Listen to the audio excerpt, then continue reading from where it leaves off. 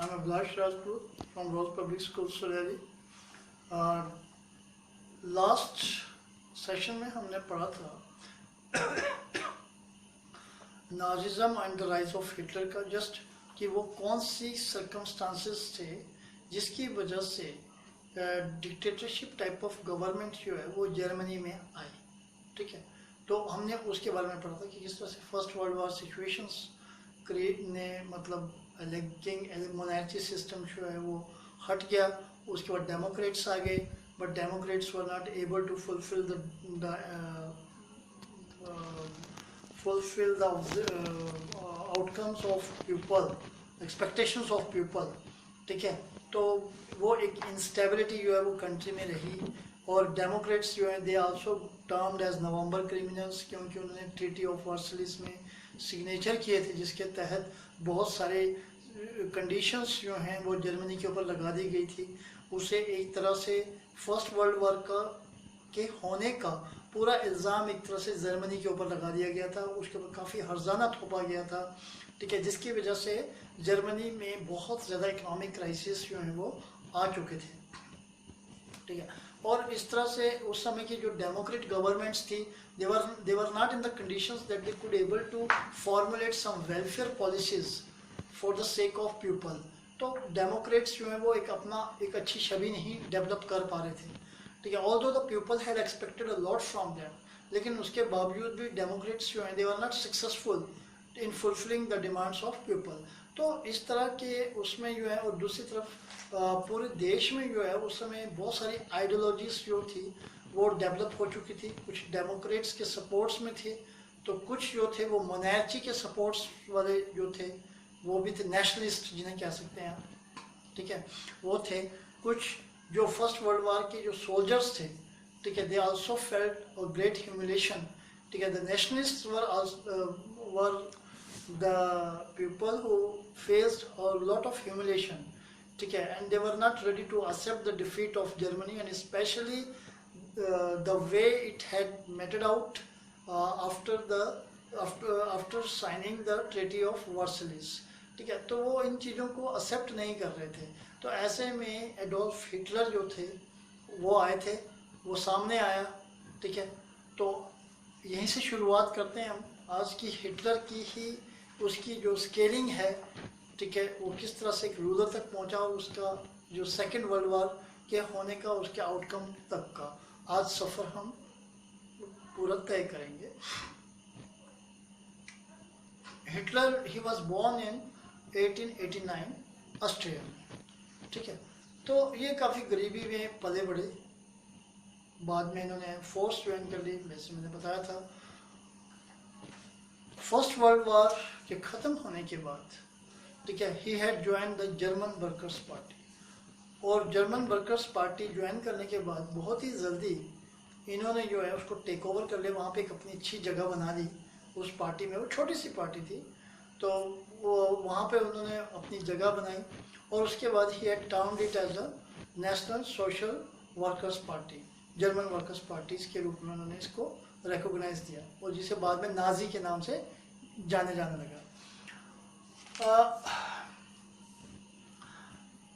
1928 के इलेक्शंस में जर्मनी में जब इलेक्शंस हुए तो उस समय नाजी पार्टी को सिर्फ 2.6% ऑफ वोट मिले थे।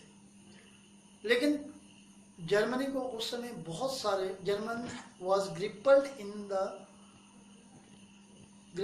economic crisis, and this economic crisis had completely devastated the whole economy। ठीक है, और इसकी वजह से क्या हुआ कि अर्थव्यवस्था का जब इतना बेरोजगारी ज़्यादा बढ़ गई, ठीक है, it had completely exposed the poverty, ठीक है, and unemployment in the country at such an extent that it could not be possible for the Democrats, ठीक है, to make a control over it। तो उस समय लोग जो है they also had start losing a faith on the democratic government, so they were also expecting something new। तो जैसा कि मैंने आपको पिछले उसमें बताया था कि एडोल्फ हिटलर जो था he was a very good orator, he was a very glib talker, orator होता है जो भाषण, जिसको भाषण देने की शैली, उसे हम ऑरेटर बोलते हैं। तो वो उसमें ना भाषण देने की कैपेसिटी बड़ी ज़बरदस्त थी, वो शब्दों का चयन बड़ा ज़बरदस्त तरीके से करता था और वो एक महफिल को देख लेता था कि हाँ यहाँ पे सुनने वाला वर्ग कैसा है, और उस हिसाब से वो अपनी भाषा शैली को और उसमें उसका जो जोशीलापन होता था, वो नब्ज़ जानता था, और उस हिसाब से उसकी जो एक कला थी, इस कला के लोग धीरे धीरे, मतलब जब लोगों के पास कोई चॉइसेस नहीं रही तो उन्होंने they start expecting some new hopes from the Adolf Hitler. और इसका नतीजा ये हुआ कि 1932 के इलेक्शंस में जो है he had earned 32% of vote. तो उस समय का सबसे ज़्यादा वोट, मतलब एक अच्छी ह्यूज मार्जिन से वो आगे आया, काफ़ी उसने इंक्रीज़ किया अपनी वोटिंग में। तो जो चांसलर थे उस समय वहाँ के, जो प्रेसिडेंट थे Hindenburg, he had called on him, उन्होंने उसे चांसलरशिप दे दी। मीन्स कैबिनेट ऑफ मिनिस्टर्स का जो जर्मन डेमोक्रेटिक जो सेटअप था, उसमें कैबिनेट ऑफ मिनिस्टर्स का जो हेड थे उसकी पोस्ट उनको दे दी। But Adolf Hitler had a different setup, ठीक है, specially for formulating a policies for the sake of nation, ठीक है, and for the his developmental objectives were quite different, ठीक है। He was not making his mind to be worked on the line of democratic way, on the democratic processes.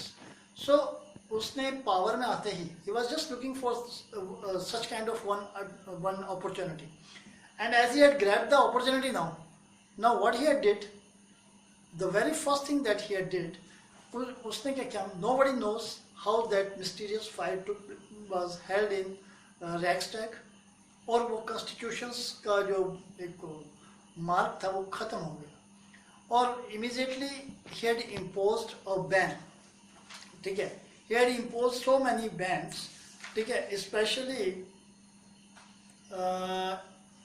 That law was known as fire decree of 28 February 1933, ठीक है। It had indefinitely suspended civic rights like freedom of speech, press and assembly that had been granted by Weimar Constitution. Weimar Constitution में press को आज़ादी थी, मतलब कोई भी printing press, अखबार छप सकते थे, रेडियो, टेलीविज़न, जो भी उस समय का माध्यम था, इलेक्ट्रॉनिक माध्यम, जो भी पेपर में जो भी माध्यम था उस समय कम्युनिकेशन का, उन सबको पूरी आज़ादी थी, ठीक है, कुछ भी छापने की, ठीक है, गवर्नमेंट पॉलिसीज़ को लेकर या क्रिटिसिज्म कोई भी किसी तरह का। बट हिटलर ने उसके ऊपर बैन लगा दिया, उसने सबसे पहला काम ये किया। देन ही हैड दूसरा उसने क्या काम किया, उसने कंसंट्रेशन कैंप्स खोल दिए। ये कंसंट्रेशन कैंप्स क्या होते थे, इन कैंप्स में उसने अपने जितने भी विरोधी थे, चाहे वो कम्युनिस्ट थे, डेमोक्रेट्स थे, उन सबको पकड़कर वो इन कंसंट्रेशन कैंप्स में बंद कर देते। इन कंसंट्रेशन कैंप्स में उन्हें अलग अलग तरह की यातनाएं दी जाती थी, ठीक है, उनको टॉर्चर सहन करना पड़ता था, और इस तरह से उसने अपने जितने भी उसके कॉम्पिटिटर्स थे उसने वन बाय वन इस तरह से इवैक्यूएट करने शुरू कर, कंसंट्रेशन कैंप्स बना। और इसका सबसे ज़्यादा उसने अब ये सब ग्रैब करने के बाद 3 मार्च 1933 को he had introduced one more act, the famous Enabling Act was passed। और इस एक्ट के पास होते ही हिटलर जो था he had established a dictatorship in Germany। इसका मतलब ये था कि हिटलर के पास पूरी की पूरी पावर्स जो है वो हिटलर के पास।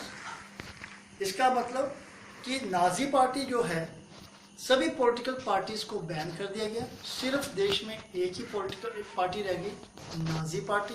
सारी पावर्स जो है वो नाजी पार्टी को चली गई, और जो भी डिसीजंस दिए जाने थे वो एल्फ्रेड हिटलर के द्वारा ही मान्य होने थे, ठीक है। The state established complete control over the economy, media, army and judiciary. यानी कि देश का जो ये अर्थव्यवस्था, उसकी फौज, न्यायपालिका और उसका जो सूचना तंत्र था, वो सारा का सारा जो है वो हिटलर के कब्जे में आ गया। मतलब he had power to use it as the way he wants to use it for establishing his set of rule. तो इस तरह से अब उसने पूरी कंट्री में, क्योंकि इट वाज नॉट पॉसिबल कि उसको ये रिकॉग्नाइजेशन एक यूनिफॉर्मिटी में मिल जाती है, सभी से एक्सेप्टेबल वे में मिल जाती है, तो इसलिए उसने क्या काम किया, उसने बहुत सारी पुलिस फोर्सेस जो है वो फॉर्म की, जैसे special surveillance security forces were created to control and order society in ways that the Nazis wanted.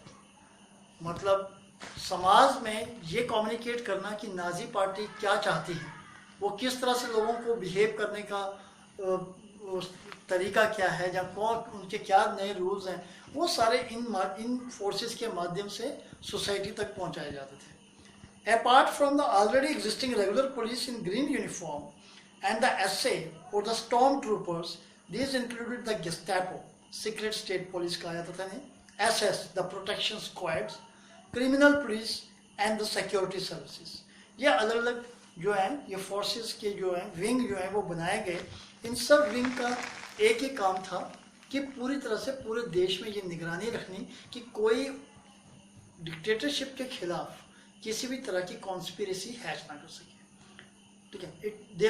They were designed in a way to had a vigilance on not to occur any sort of revolution, any sort of rebel against the government by the Democrats or Socialists. So just only to seize off this kind of activities, they had formed these all police protection groups. और इन police protection groups के ही अलग अपने अपने अलग से torture chambers होते थे, जिन्हें गिस्टापो भी बोला जाता था, गिस्टापो चैम्बर्स। यहाँ पे इनको पूरे अधिकार दे दिए गए थे इनको कि ये बिना किसी शक के दायरे पे भी ये किसी को भी पकड़कर जो है उसे टॉर्चर कर सकते थे। वहाँ पे टॉर्चर का मतलब होता है to put them to the death, ठीक है। तो इस तरह से, लेकिन लोगों के सामने कभी भी ये किलिंग या मर्डर इस नाम से नहीं आए, इनको एक अलग, वो आप आगे पढ़ेंगे। तो इस तरह से हिटलर जो है वो आगे बढ़ता गया। देन अब उसने जर्मनी के रिकंस्ट्रक्शंस के लिए क्या किया, he had hired a services of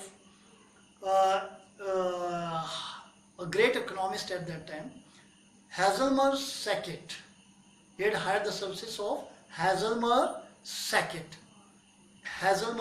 Sackett, ठीक है। उनकी सर्विसेज इन्होंने हायर की जर्मनी को रिकंस्ट्रक्ट करने के लिए, ठीक है। तो he aimed at, what was his objective, especially for the reconstruction of economy, he aimed at full production and full employment through a state funded work creation program, ठीक है। और this project produced the famous German superhighways and the people's cars, the Volkswagen।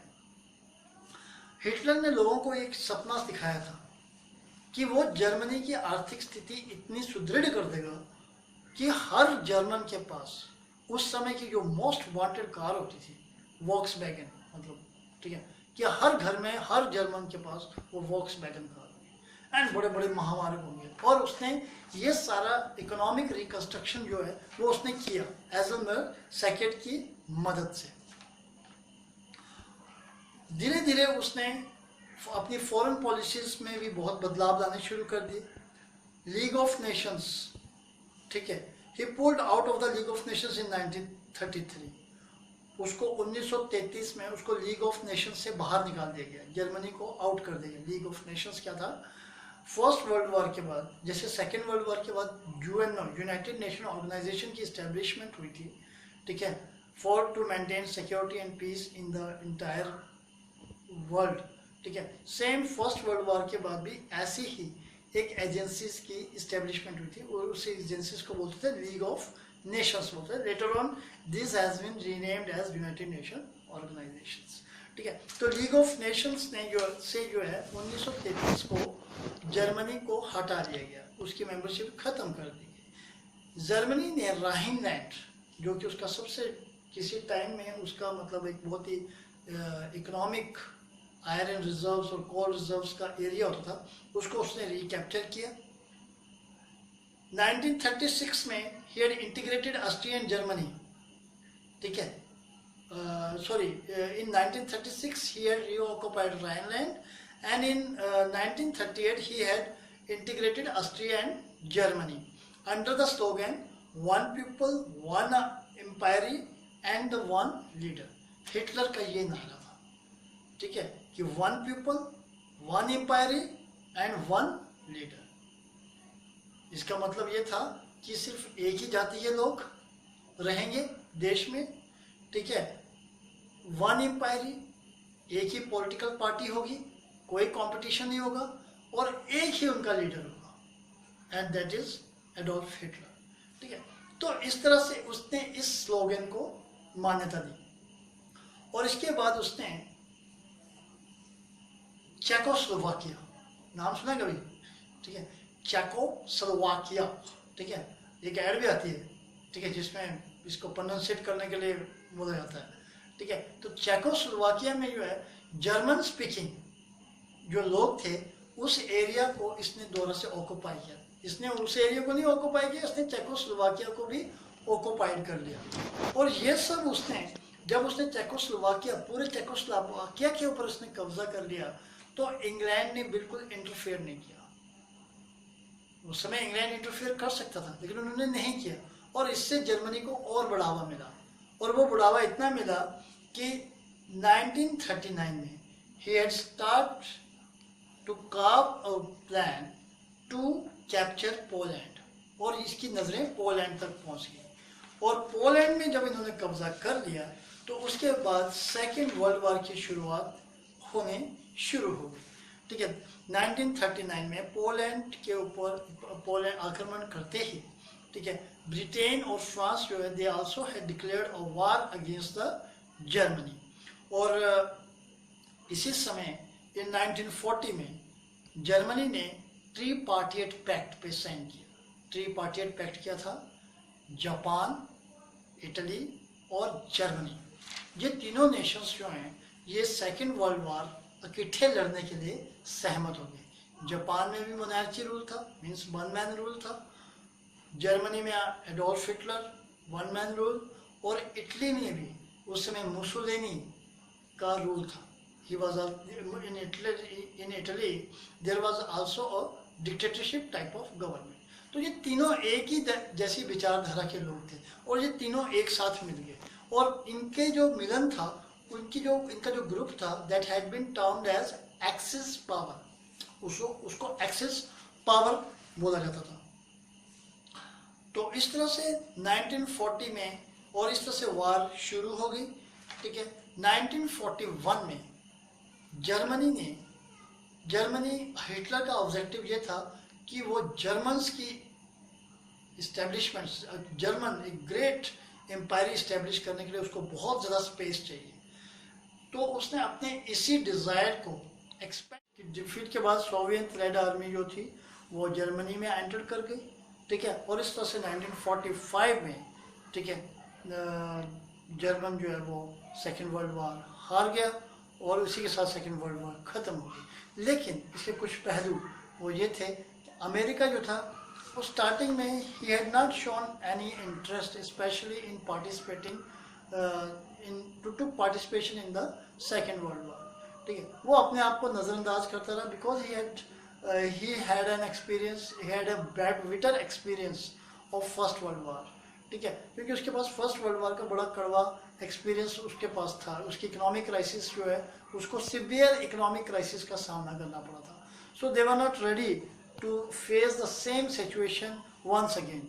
But क्योंकि Japan forces जो थी, क्योंकि Japan, Italy और Germany ये allied forces लड़ रही थी, और जापान जो है they had extended their what you can be say that, उनका जो आक्रमण की जो प्रक्रिया थी वो अमेरिका तक पहुंच गई। उनने फ्रांस 1941 में जर्मनी ने सोवियत यूनियन के ऊपर अटैक कर दिया, ठीक है। तो उस समय कहते हैं ना कि जब आत्मविश्वास ज़्यादा बढ़ जाए, अति आत्मविश्वास भी कई बार खतरनाक बन जाता है, तो ऐसा ही जर्मनी के साथ हो गया। जर्मनी का भी अति आत्मविश्वास जो था वो उसको ले डूबा। उसने जर्मन जो ईस्टर्न फ्रंट जर्मन फोर्स थी, जो एक जर्मन फोर्स को उसने वेस्टर्न फ्रंट में लगा दिया, जो कि ब्रिटेन और फ्रांस के ऊपर बम्बार्डमेंट कर रही थी।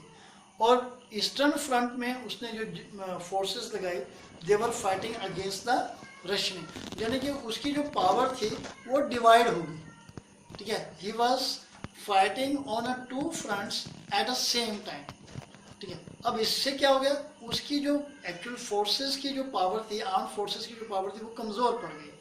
और रशिया जो था, he took an advantage, Russian army took an advantage of it, ठीक है। And they had defeated German on Stalingrad. Stalingrad में जर्मनी को बहुत ही ज़्यादा नुकसान झेलना पड़ा। And from